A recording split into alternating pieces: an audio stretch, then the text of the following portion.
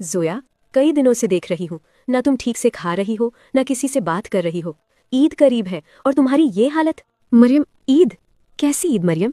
मेरे वालिद के इंतकाल के बाद मेरी दुनिया तो जैसे ठहर गई है। मेरा दिल एकदम बेजान हो गया है। ना नए कपड़े लेने का मन है, ना मुस्कुराने का। मुझे लगता है अब कुछ ठीक नहीं होगा। मैं बस हार चुकी हूँ। जोया, मैं तुम्हारा दुख समझ सकती हूँ। वालिद का साया उठना बहुत बड़ी आजमाइश है, लेकिन क्या तुमने सोचा है कि ये मायूसी तुम्हें कहाँ ले जा रही है? जोया, गम करना फितरी है, लेकिन मायूस होकर अल्लाह की रहमत से मुंह मोड़ लेना कुफ्र की हद तक ले जाता है। जोया, ये दुनिया हमें इतना उलझा चुकी है कि हम अपने असल मालिक के ही नाशुक्र हो गए हैं। हम भूल गए हैं कि हम यहाँ सिर्फ आजमाए जाने के लिए आए हैं। कुरान में अल्लाह पाक साफ फरमाता है, क्या तुम समझते हो कि तुम आजमाए नहीं जाओगे? जबकि तुमसे पहले जो लोग थे उन्हें इतना आजमाया गया, उन पर इतने जुल्म हुए, वो इतनी तकलीफों से गुजरे कि वो कांप उठे। यहाँ तक कि वक्त के पैगंबर और उनके साथी पुकार उठे कि अल्लाह की मदद कब आएगी। ये खिताब हमारे प्यारे नबी हजरत मोहम्मद सल्लल्लाहु अलैहि वसल्लम से हो रहा है, सहाबा रजी अल्लाह अन्हु से हो रहा है, और हमसे भी हो रहा है। जरा सोचो उन सहाबा रजी अल्लाह अन्हु के बारे में जिनके जवान बच्चे उनकी आंखों के सामने शहीद हुए, जिनके घर बार लुट गए, जिन्होंने अपनों के जिस्मों के टुकड़े उठाए, पर क्या वो अल्लाह से मायूस हुए? नहीं, उन्होंने ईद भी मनाई और अल्लाह का शुक्र भी किया, क्योंकि उनका सुकून अल्लाह की रजा में था।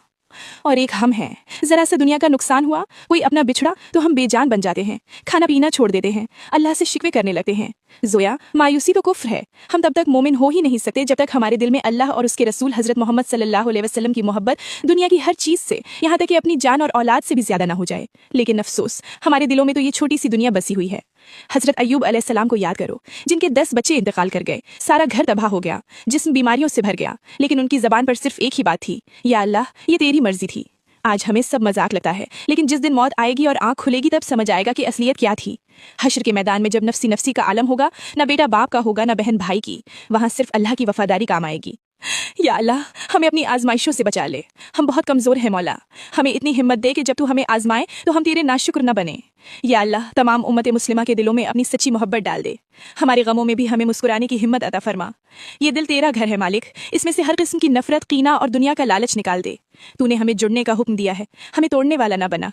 या अल्लाह, हम सबको तेरे लिए माफ़ करते हैं, तू भी हमें माफ़ कर दे। हमें ऐसे गम से बचा जो हमें तेरा नाशुक्र बना दे।